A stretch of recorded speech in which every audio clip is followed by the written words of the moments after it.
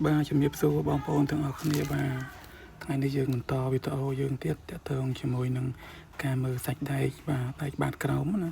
កាលមុនយើងធ្វើវីដេអូមួយហើយតទៅជាមួយនឹងការមើលសាច់ដែកបាទប្លុកម៉ាស៊ីនឥឡូវនេះយើងមើលប្លុកបាតម្ដងបាទប្លុកបាតក្រោមហ្នឹងហើយអញ្ចឹងបាតក្រោមយើងត្រូវអោនមើលលូនក្រាបមើលសាច់ដែកនឹងមើលភ្លីមើល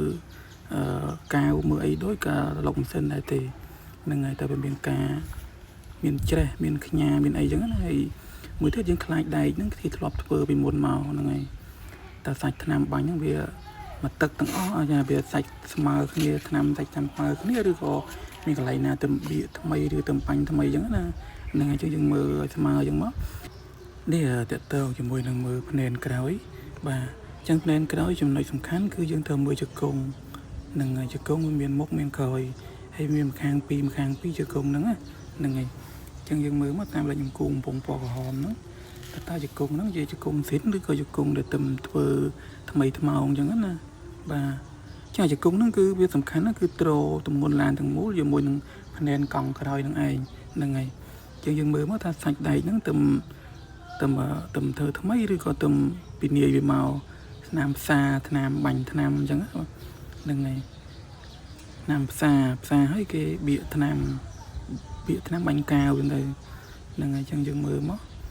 ឲ្យតែធ្វើថ្មីគឺឡានហ្នឹងធ្លាប់ពុកធ្លាប់ផុយមានចេះពីមុនមកហើយបានគេដូរអាហ្នឹងគេហៅប្រអប់ជង្គង់ហ្នឹងហើយគេដូរដាក់ប្រអប់ថ្មីមក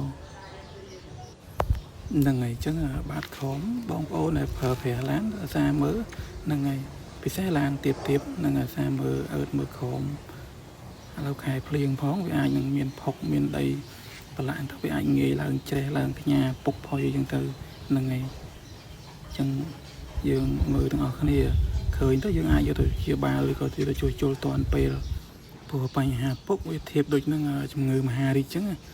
យើងព្យាបាលមកកន្លែងនេះទៅវាទៅកើតនោះទៀតមកដុំទៀតអញ្ចឹងទៅវាអត់បានទេអញ្ចឹងបើយើងឃើញហើយយើងធ្វើជួយជុលទៅវាតាន់នោះតិចវាអត់អីទេវាអាចមកធម្មតាវិញហ្នឹងហើយចឹងបងប្អូនមើលតាមនឹងចឹងមកបាទហ្នឹងហើយនេះកន្លែងខ្ញុំគូកំពុងនេះហ្នឹងក៏វាហានិភ័យនៃការពុកដែរណា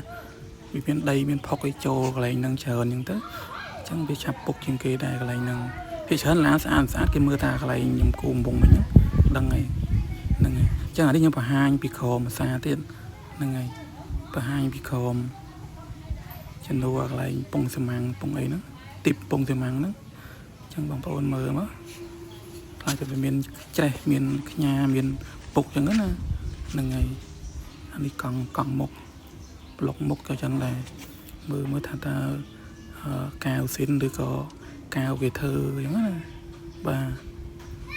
មើលមួយចឹងមកកាវគេធ្វើវារឹងកាវ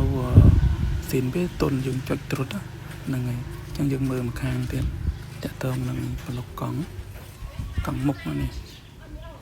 ប៉ុន្តែច្រើនវាអត់ធ្វើអីទេយើងមើលតែពីក្នុងម៉ាស៊ីនប្លុកមុខបែបម៉ាស៊ីនហ្នឹងមកវាស្អាតខាងក្រៅក៏វាអត់ធ្វើអីដែរបើយើងមើលបន្ថែមអញ្ចឹងណាហ្នឹងហើយអញ្ចឹងនេះរូបថតបញ្ជាក់បន្ថែមទៀតគេលោយើងមើលអត់ច្បាស់ហ្នឹងហើយមើលតាមនឹងអញ្ចឹងមកហ្នឹងហើយអរគុណ